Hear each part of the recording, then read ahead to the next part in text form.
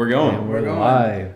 This is Open the Mic, a new vlog and podcast by Wes Ross and Finley, produced by No Show Comedy and Things. And I guess a little intro. We came up with this idea last week, and I've been thinking about this for about a few months now. Wanted to do something where we did a vlog at open mics, kind of capture what comics are thinking and doing before and after open mics. We get into crazy conversations about just life in general. But with the recent Rona happening, Macarona. we don't have any open mics, and it kind of ruined our debut. But we're here. We're here with Reece, our baby Reece, who is leaving our scene because of the Rona. Reece. So wanted to talk to him and give you guys a good send off. So yeah. And it's really late. Happy That's to why be we're here. tired. I should have put like a little soundboard on here, so when he said Baby Reece was leaving, I could just be like, oh. Baby Reece. Oh yeah. baby Reece. But this is kind of free, man. Just talk a little bit. Kind of wanted to know what your thoughts about like the Rona and comedy and like About the Rona. yeah. How long have you been doing stand up? A year and a month now. A year and a month. That's Yeah, awesome. started February 7th. You're So- only I'm April. April. Mm-hmm. Y'all are both 2019? Y'all started? Yeah, 2019. Yeah, Class of 2019. 2019. Class of 2019. Yeah. Has Terrence ever told you about that? Nah. So Y'all class us? yeah, like that's your like whatever year you started and that's like your class. So Uh-huh. like I'm class of 2015, even though Damn. Terrence. That's so weird to think about. Yeah, I started Terrence Morgan. We all started within a couple months of each other. I was a sophomore in high school. Yeah, I was a freshman. I was younger than that, man. I had already a degree. 2015, dude. I was in grad school when I started. Damn. I was in grad school. I didn't So even we're ahead know of I the was gonna game. start. Yeah, y'all are way ahead of the game. Y'all gonna be Yeah. way good. Oh yeah. Well, if we don't die first. Yeah, from That the Rona. Rona. Yeah, no promises. Yeah. This is very interesting. Like the Rona is making you move and never come back. So Yeah, I mean, maybe I could come back based on if I'm going to the college that I'm trying to get into. Mhm. But yeah, it does suck having to leave so soon Yeah, man. because it's cutting into my semester. I was supposed to leave in like 2 months, but because of the Rona, #Rona, I gotta go right now. Like, That was such a sad story to have a hashtag added to it. #Rona. It sounded more like you were talking about a girl that you met like Yeah. freshman year, and she's like, you gotta be like, Dad, she's saying she's pregnant, and we only kissed. I gotta leave. Oh man. Speaking of bad girls in freshman year, have y'all had a bad Reggie story yet? It wasn't freshman year. Reggie. I mean, Yeah, you can What? lie. oh, Reggie's like Yeah. Tigerland. You're not that much of a baby, are you? Nah, but I don't fuck with Tigerland like that. I went one time and hey, I live in the land, brother. Come on now. Dude, when I was a freshman, like 4 months before semester started, I was in Shreveport at my hometown, Mm-hmm. and this guy saw my LSU lanyard, and he was like, "Oh, dude, you're about to be a freshman." I was like, "Yeah." He's like, "You gotta go to Reggie's." I was like, "Say what?" Nah. I was like, "What is Reggie's, dog?" And he's like, "Don't worry about it. Everyone has to go at least once when they're a freshman." So like, I think my second weekend here, I went and I made out with a girl, and then we saw each other at the 5 3 times in a row. The cafeteria. And like she tried to like make it a date every From single the club time. to the So I cafeteria. started going to the 459 after that. All the way across campus. Yeah, dude. You're like, I I'm had gonna take to- that walk. I had to avoid her, man. I wasn't ready for no commitment, man. Mm-hmm. Well, I had a beard at 16, so I was hitting T-Land in the high school days. Mm. And I always had to like come up with a fucking major that no one else had, so they didn't like just like check me on some shit. Damn. Yeah. I would always say I'm like a creative writer major or something. I majored in paper. Yeah, because if I'd have said like business or something, they'd have been like, "Oh, have you taken fucking Wilson's class?" And I'm gonna be like, yeah. Like I have to fucking lie about it. So You just lie about the major that no yeah, one else has. that no one does. Hey, we had a paper making major for a while, so Paper. Oh. yeah, Damn. it's actually pretty dope. I kind of I'm making my own major. Yeah. Paper. Yeah. No, Yeah. When I was a freshman, I didn't have facial hair. Like I was shaving this thing like every 3 days. I don't know why, but I definitely couldn't pull off going in Reggie's. Dude, I didn't even start growing anything but my mustache until I was 21. It all hit me like late. Like, oh, it didn't grow yet. So you just had the mustache? but I would never let it grow. So you would never see me with any facial hair. And then like 2021 came and it started growing like here. And then like 22, 23, it like filled in. And like it just started really like I started experimenting with it now. But yeah, I'm like a late bloomer when it comes to like the face. I'm not ready to experiment with it yet. Like I just started growing this, so I'm like holding on to every single hair. I'm not trimming it. And it makes you look more mature at mics, which is it does. There's a fine balance for comedy open mics. You gotta look young or good, but you can't look too good. Otherwise, people are gonna expect too much of you. Yeah. You gotta be looking like I'm fashionable, but also I didn't try. Like it's weird. Someone told me that one time. Greg told me that. R.I.P. R.I.P. He's like, you gotta want them Rest to in want to prison. have sex with you. And I was like, really? And he's like, yeah, that's the secret to open mics. You gotta look good. But then regret it. Yeah, but then regret the sex. Like they want to have sex with you, but they're not gonna like cheat to find out if it's good. Like they're gonna write about it in their diaries. That must be the theory behind the jean thing. Like you don't want to look so lazy that you're wearing shorts, but then you don't want to like. No, I think it's an old guard thing. They just make fun of you. I wore shorts my second time on stage, and they still pulled the picture up. Still? Yeah, like my 4 years later? My thighs were out because I used to go to open mics right after I would work out and climb. So I would like shower and then just put on whatever was comfortable and then like go to the open mic. And like my second show, I wore a long shirt, like burgundy shirt, but it like had a scoop bottom and then I had shorts on. Hey, this was 2015. It's 2015. I had a Jerry curl. I was rocking my and I had Converse. these shorts on, and the shorts, and like the combination, and flip flops. Oh, dude. No, bro. Put those toes away. I was breaking all kind of rules, Come and on. dude, they like laughed. Didn't tell me why they were laughing. Let me go up, and then back then, if you were new, you basically went first or second. So then every comic after me just ripped me on my shorts for the intro, like nonstop. Like just kept talking about my shorts. Like, look at this motherfucker's knees. Dude, knees were out. Like I'll post a video, like a picture of it. It's like, and I think I had my glasses on too. So like they were like it was all no. It was like a big no. And like from this day, never worn shorts on stage. And if I see Robert Rao wearing shorts on stage, I make fun of him endlessly because he was the host and who did it to me. I feel like I came away from the shorts on stage thing a little bit unscathed. I really. We're You wore nicer shorts now. on stage? I think I really finessed the system. Baton Rouge comedy is way nicer now. You I wouldn't have survived in 2015. wouldn't have survived. Blaine Gilbert still wears shorts. He's been doing it for a couple months now. But I mean, he's fat, so it's not like the shadow from his stomach is casting over his legs. It works. Honestly, I think if you're a bigger guy, you can get away with a lot more like fashion choices on stage than like if you're like in shape.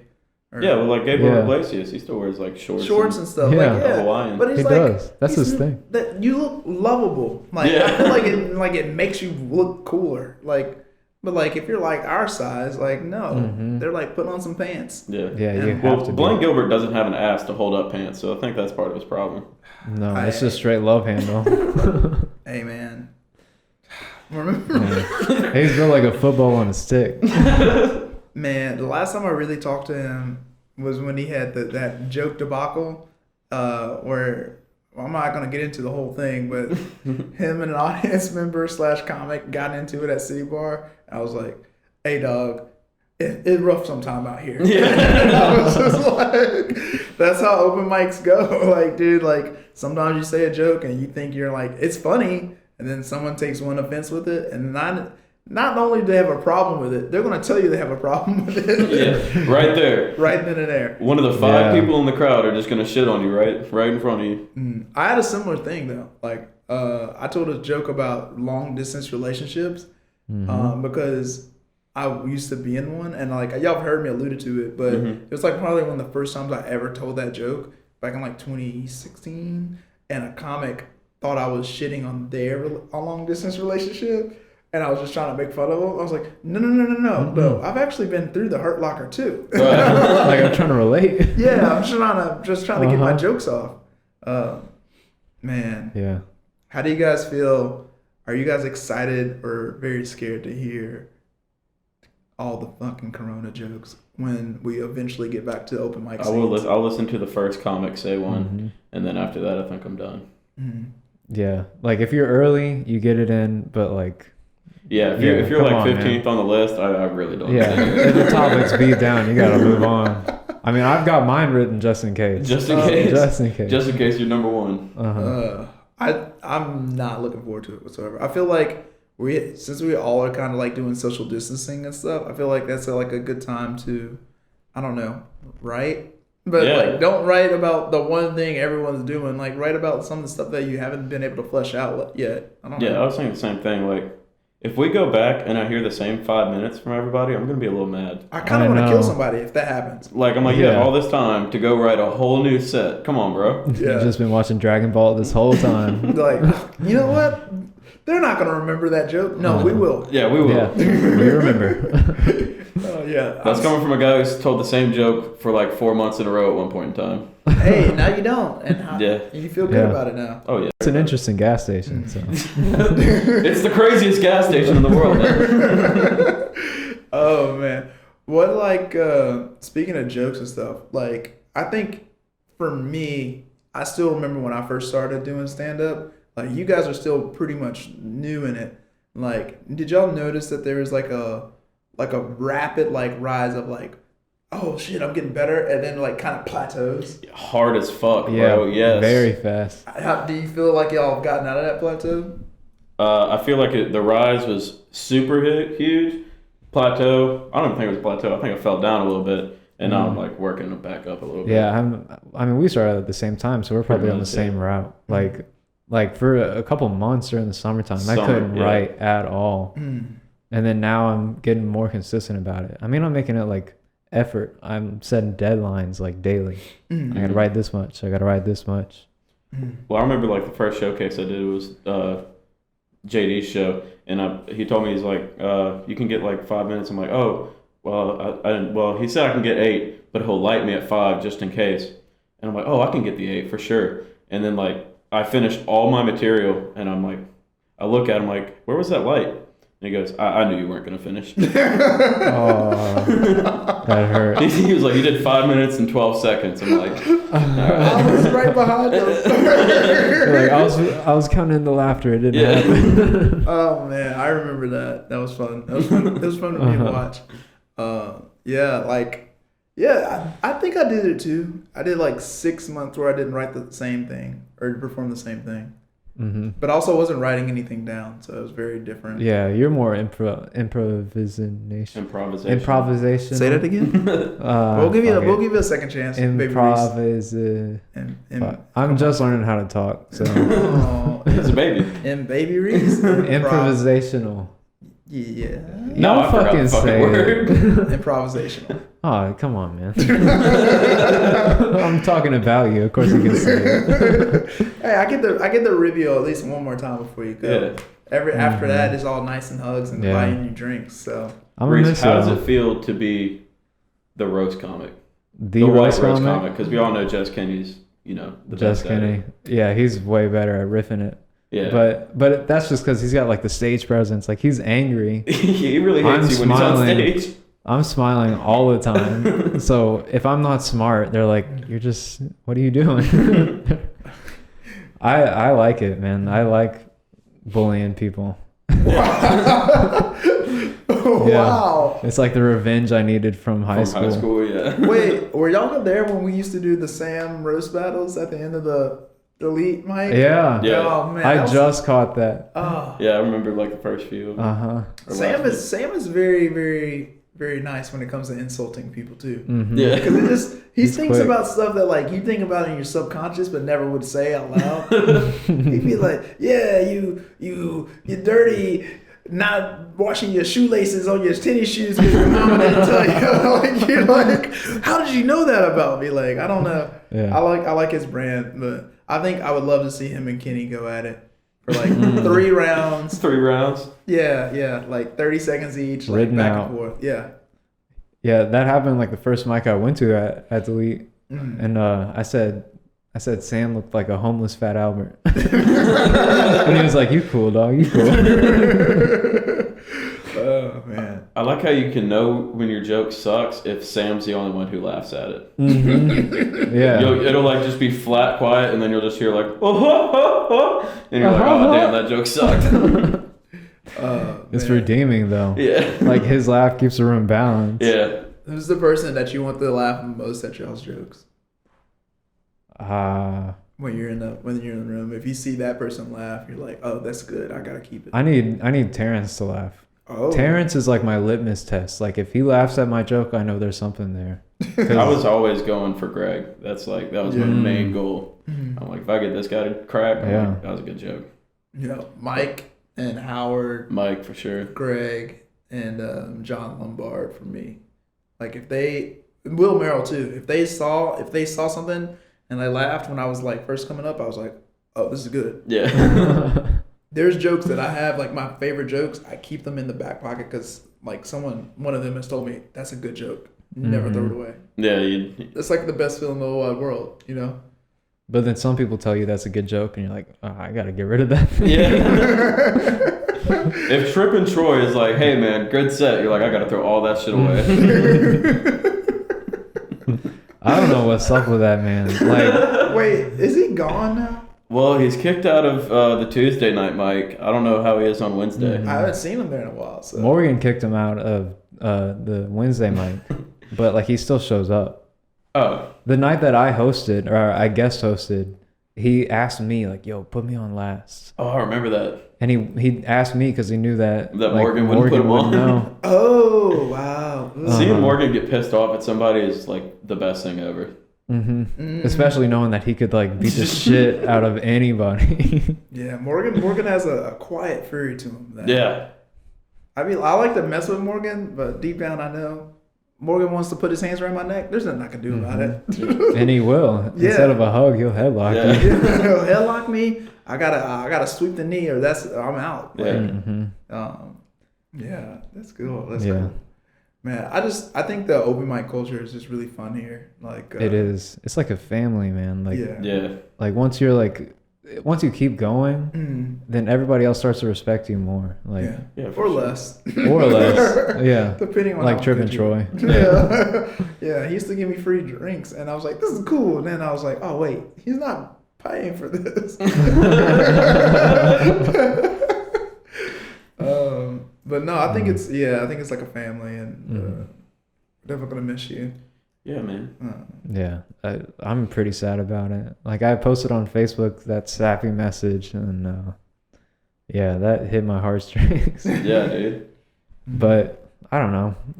I'll be going to Dallas, so it'll be a bigger scene, so my comedy will get better. Yeah, and for sure. like whenever I come visit, I'll be able to stunt on all of y'all. Not me. I'll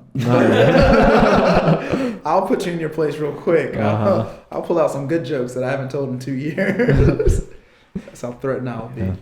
It sucks though. I mean, especially with this scene being so like such a family, because like I'm so close with everybody. Like once I show up, I gotta dap up like 30 people. Yeah, dude. So, yeah.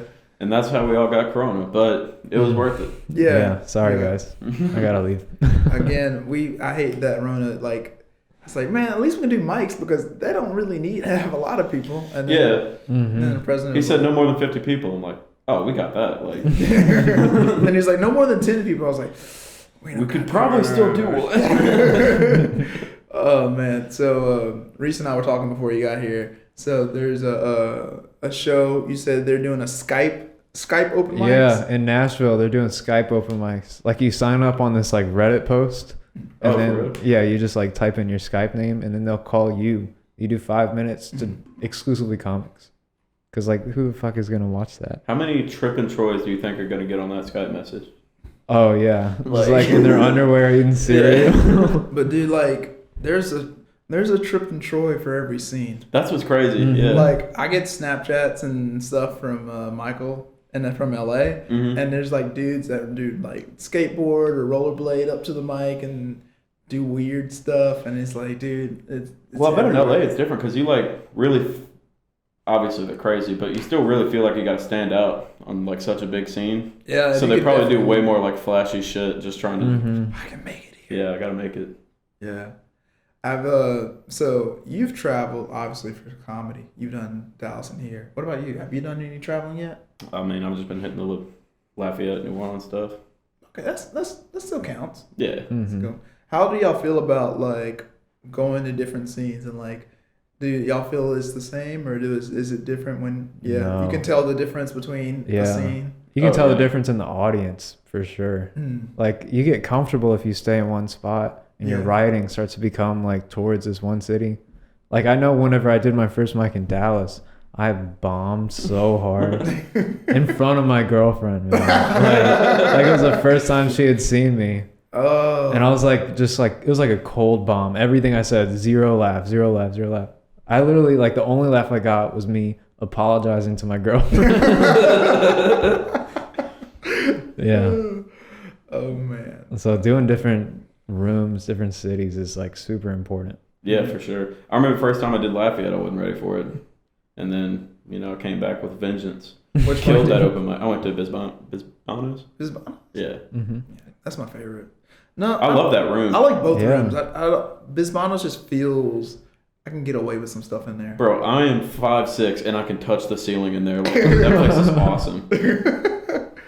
Did you know they have a jar that if you roll like the 4 dice and they all hit the same number, like 5 in a row, you get whatever all the money in this tip jar. It's like a big water cooler thing filled with money. Oh really? Yeah, it's been running a while. Yeah, and it just and they just you have to pay $1 and then you get to roll the dice and you get like 2 chances or 3 chances and that's it. Damn. Yeah. I love it. Gambling. Yeah, pretty much. Dude, I like traveling. It gives you a little bit of perspective. I think, like you said, like you can write yourself into like only thinking one type of way. Like I think Baton Rouge in general is like a hostile environment almost. Not because like people are mean, but because people just like to drink a lot more here than any other place. And then like you go to somewhere like Dallas where it's like you kind of have to be nice. Like you kind of have to like. You do. You kind of have to like show them some love. And it's younger. Yeah, like, and it's a lot younger. Baton Rouge, you don't get any of the LSU kids because they're all at fucking Reggie's. Yeah. So like you just get like these old conservative Louisianians. Yeah. Yeah. Yeah, it's my really... favorite thing is like the 50-year-old white guy who comes in. Yeah. And does a set, and you're like, what is he about to fucking say right now? Is this how bad is this gonna be? Yeah. Are you gonna say what I think you're gonna say? Yeah. Like my wife banged my Motorola today. I've heard some tales on the stage from some one-offs. I think that's the worst. I think when you get like the one person who's like, I know I'm funny. I'm gonna do this one time. Bring 20 people and never come back. That's like the worst time to be at a mic. And then they wear like sunglasses on stage or something. Or a turkey hat. Or a fucking turkey hat. Were you there for that? No. Wait, were you? This past Wednesday? No, you weren't here. No, dude. He actually killed. I forgot that guy's name, but he did really well. He had a good set, but he was wearing a turkey hat. He wore a suit, like a 3-piece and a turkey hat. And New Balance, like dad shoes. How old was he? I don't know, like maybe 30. Maybe like 30 even. Oh, he wasn't old at all.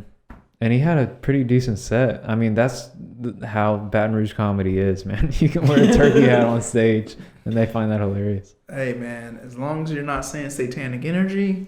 Oh, yeah. What happened to that dude? He would like show up high on meth and do the same set. He tried to convince me to do meth. Like he had arguments, and not all of them were bad. Yeah, you were like, shit, maybe. You done pre-workout? It's just like that. So. Nah, dude. I don't know. I think I saw him post on Facebook the other day, but yeah, gotta check in on him. That's the one bad thing about open mic comedy. Like you meet so many people, and then some people have like, you know, issues either with depression or drugs or something like that. And like comedies are released, and then I don't know, you like, you know, whatever, you gotta care for them after the fact. And I mean, that's not a bad thing, but it's like, it gets tough sometimes. You see a lot of people come in and out, and they have some unfortunate stuff happen to them, and you just gotta have to deal with it. Yeah. Some people are not good. I mean, the open mic comedy.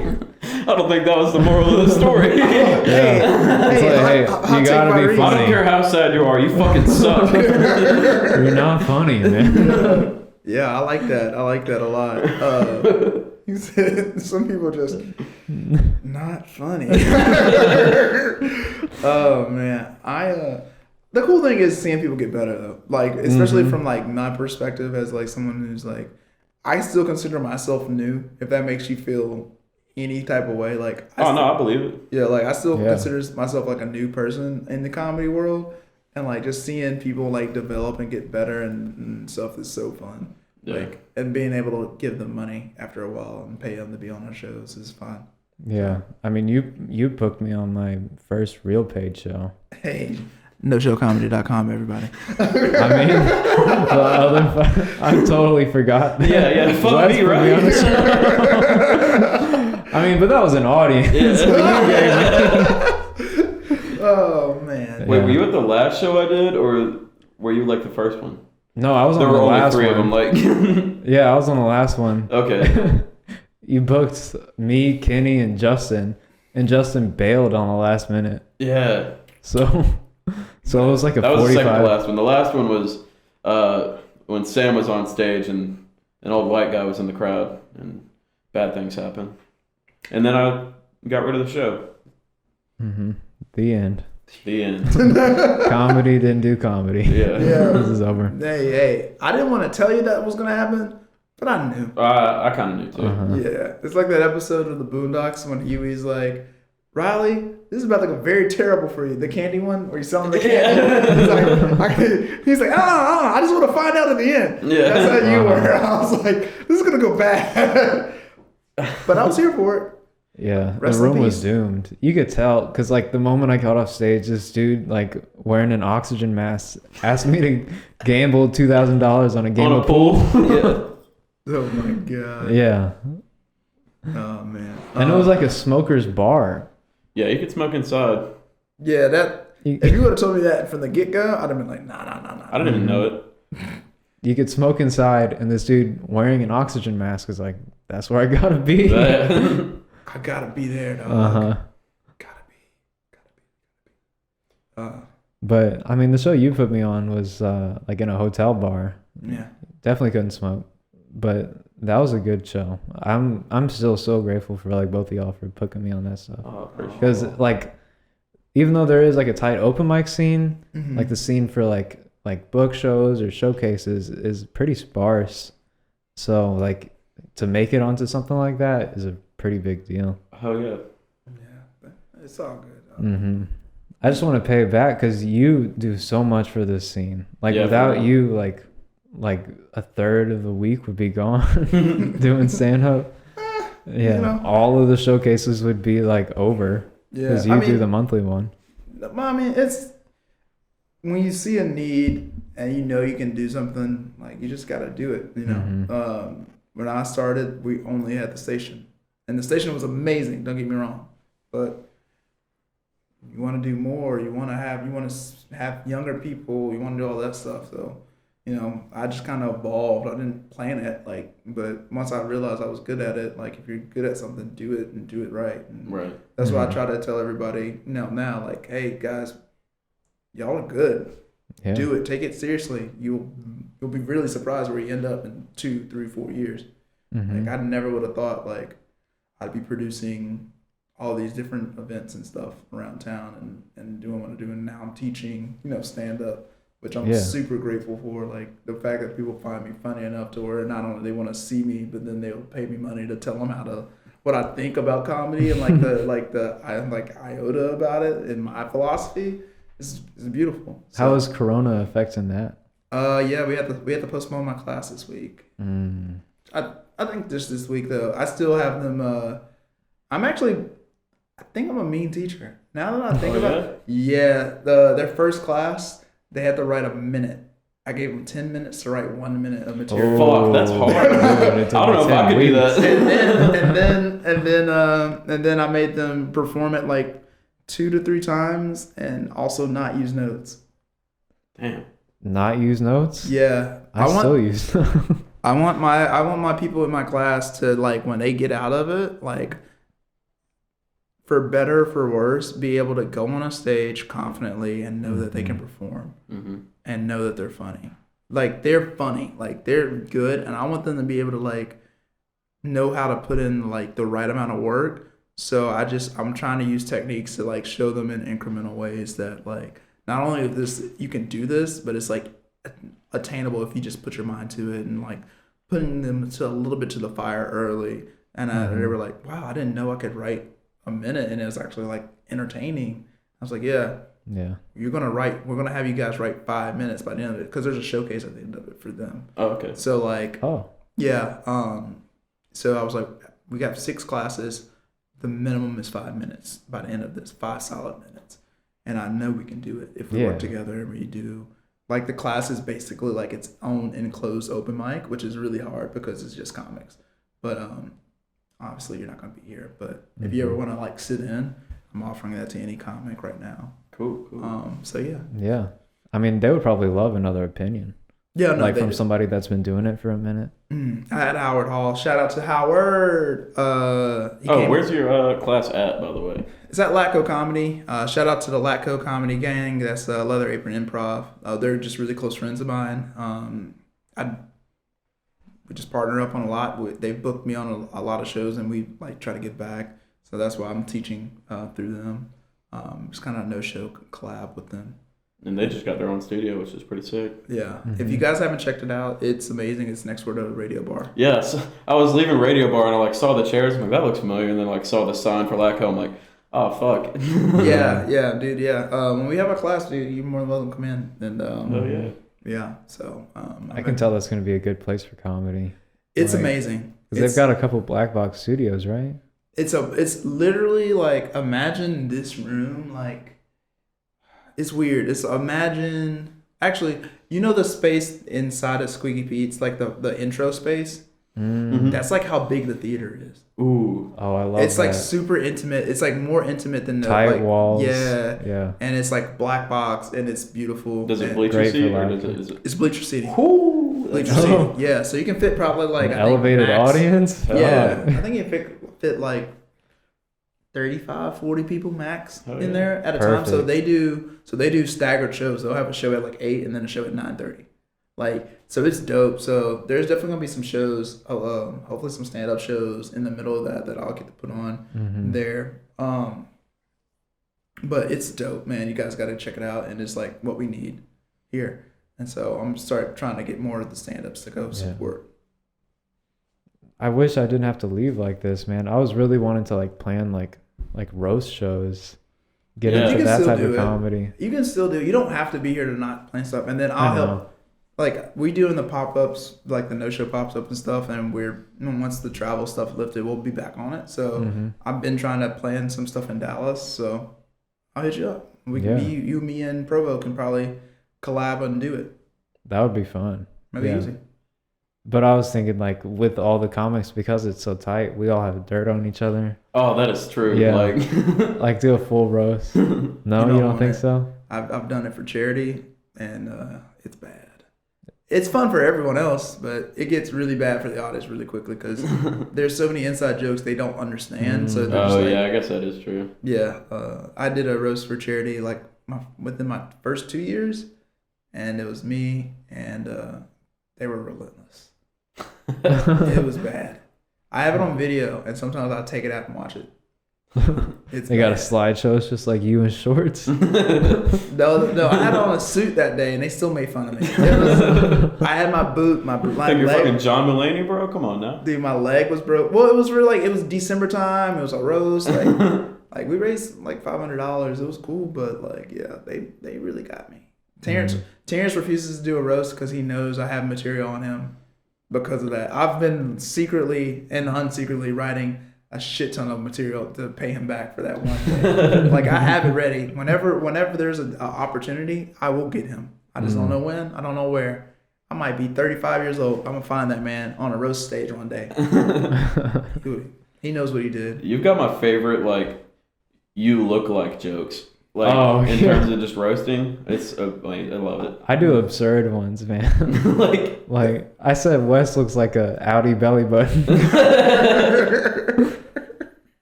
Oh man! I said that while he was on stage and got like another comedian to laugh, and he thought that was his laugh. Oh, I hate when that. Bro, when you dropped the popcorn at Happy's, I thought I had the best set of my entire life. And this dude just dropped popcorn and killed the room. You dropped the way you dropped the popcorn was, dude. I had that photo on my phone saved. Just looking down. You like walked in. And you was just like, it's like Seinfeld. Oh man, dude, I was dying. Terrence and I, like our favorite things that we've bonded over is like watching unfortunate things happen to people we like. If you fall or you drop shit and we know you, we're gonna laugh our asses off. And you, the way you like tried to peek through the door and you like had like your drink and that, and it's just like, oh my god, like holding two things, trying to close the door. I looks like one of those infomercials, you know. That should be the picture for this podcast. Come on. Just Reece looking like down. Me popcorn. sad, looking at a pile of popcorn. No, I'll take a good picture of you. I promise. When we leave out, I'll do that. And then just like crop that one into the corner. No, yeah. No, you know what? We'll do it. We'll just do thumbnails in the video. We'll just like. Like I really wish I could have had it like a video of that moment. I could live it forever and ever and ever. Or not even video, just like staggered pictures as it's happening. Where he's just like, oh. Like a chip. Oh man. All right. So we've talked about like some of the bad things about the Rona and like how it affects like open mic stuff. Any good things? Anything y'all got to think of that's good that you guys are kind of looking forward to now that we got like time off besides like writing jokes? Working on social media. Like if I can't get on stage, I'm gonna try to like put out as much content online. Yeah. Like I might pick up TikTok. You know? I'm on it. I'm thinking about it. I just bought a mustache kit. I can probably do a lot with that. Just like a lot of mustaches, and I can do different characters. Like fake. I thought you were like talking about like a. Yeah, I thought you were gonna like ruin your mustache. Like a $5 shave club. Yeah. Like I was like, yeah, I got a sponsorship. So. Yeah. You're sponsored by Dollar Shave Club. Shout out to Dollar Shave Club. We will take your money happily, dog. No, but yeah, I might do some different characters. I got some ideas of videos. You know, You saw his video on Twitter of him read the book. I fucking love that video. Yeah. Oh man, yeah, y'all's Twitters are hilarious. Like I want to post more. I'll come in and out, but yeah. I just posted a video the other day that I'm pretty proud of. It didn't go viral, like that video of me reading the book, but I got some soap from Automatic Dispenser and I dapped it up. Yeah. And I pulled away. I got like 9 retweets, man. So Hey, that's good. That's more than I think I've ever gotten. I got the coolest thing that's happened to me to Twitter is Callie Fox retweeted me. Oh yeah. Callie on Fox, the dude, black guy, and is like a content creator, and he does like the songs and anime music. He has the sideburns that come out to like old 70s sideburns. Callie on Fox, dude. He sounds funny. I don't. Dude, yeah, man. He used to have the thing about the potatoes. He like loved potatoes. Shit, like yeah. So he Good guy. Sideburns, potatoes, lizards, anime. Yeah, lizards, anime. Imagine like. Is this Dolomite 2020? Imagine Provo if Provo didn't talk like silently and was like extroverted. Yeah, man. Yeah, man. Spider-Man. How does he jerk off? I don't know. But yeah, he retweeted me, and then remember like a couple months ago there was that football player from like Shreveport, the illest. Oh yeah, the coldest to ever do it. The coldest. So I retweeted that and I said, Shreveport never disappoints, and he responded and goes, "What the hell does that mean?" I bet your fucking heart stopped. I was like, dude, I probably know your family, bro. And then he deleted the tweet. He deleted it? Yeah, he replied and then deleted it. And I was like, all right. His name was the coldest. Yeah. Like since birth. Yeah. He didn't change that shit. No. And it's weird because like. Cold wasn't really in the lingo at that. What is he, like 2002 born? Yeah. Like I don't even know if being cold was like what people said back then. No, we did. Oh, we did. It's good that he's playing college ball because that name is not humble at all. It's like the coldest. I'm the coldest on the Geek Squad. What up? What's happening? It's not like one of the coldest. It's not the middle name. Yeah. Yeah, no, I think he signed with LSU, right? Or he committed. I don't know. Mm-hmm. Yeah. I don't know when he. I don't know with this Corona, he might not even. Damn. You know that sucks. Yeah. A lot of in-season sports right now just got shut down. Baseball, Yeah, I'm pretty track. pissed off about baseball. Basketball for me. Oh yeah. Mm-hmm. I'm gonna fight Rudy Gobert. Everyone is very valid to blame Rudy Gobert for all of this. I think he's patient zero. You saw him in the press conference, like he walked away, and he just goes, and then he walks back and he goes like, touching all the. I ain't scared of shit. I asked a law like a lawyer friend of mine. I was like, can someone sue him? I feel like they should be able to sue him. Like, if you get sick, you should be able to sue Rudy Gobert if he touched your mic. I feel like that's like a thing. He should at least tweet something like my fault. Yeah. He said he was embarrassed, and I was like, no. Mm-hmm. You should feel embarrassed. I know you didn't mean, like, you didn't think you were sick, but like, come on, dog. Like, Maybe everyone's getting sick. Italy's like they're dying by the boatload. Come on, you couldn't. By the gondola load, yeah. Yeah. Mm-hmm. I think that was an inside job though. I'm not going. I'm a little Corona? Yeah. You think Bush did it? Yeah, no, I'm just saying, like in Italy, dude, no, they had the free, like the wine was coming out their faucets like 2 weeks before, and then there was like 200 people died. I was like, yeah, they probably got too drunk. Like I don't think it's Corona. Yeah. Like, you have wine flowing from your faucets for like a couple of days. That's the most Italian thing I've ever fucking heard. I know. That's a conspiracy, man. That's a conspiracy to me. So, yeah, I don't know, but yeah. Everyone needs to wash their hands and buckle up for a whole bunch of more people producing content just like this. Yeah. Mm-hmm. Twitter's popping off right now, so you got to get your name in there. Yeah. Everybody follow each other. You got anything else to say before we end this? Ooh. Open the mic. We're about to close the mic. We're about to close the open the mic. All right. Yeah. Guess we should we can't promote shows. We can't promote shows, but we can promote individuals. Reece, please drop your handles in here so people can follow your TikTok and other social media. Not on TikTok yet. I'm on Twitter.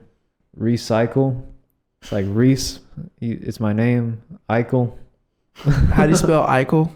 YCLE. You know, like you recycle something, but my name. You assume I recycle. Yeah. Here, just edit it in. That's a lot more work than I'm willing to do. This is supposed to be a simple podcast vlog. What's your Instagram? Instagram, Reece Logan _ Easy. Big bet. What's about yours, Wes? Yeah, plug All right, yourself. I'm Wes Ross 22 on Twitter, and Wes Ross Sucks on Instagram. Yeah, and I'm Omar Finley on all social media handles. The O is a 0 though, because there's no one ever before me. I'm the first and last. We'll probably have a page for this, I think, or it might be under No Show stuff. I don't know yet, but I guess that's it for us. Thank you for listening. Thank you so much for coming on and thank y'all for talking to us having me. before you leave, man. We're gonna miss you. Yeah, dearly. This is the first ever episode of Open the Mic.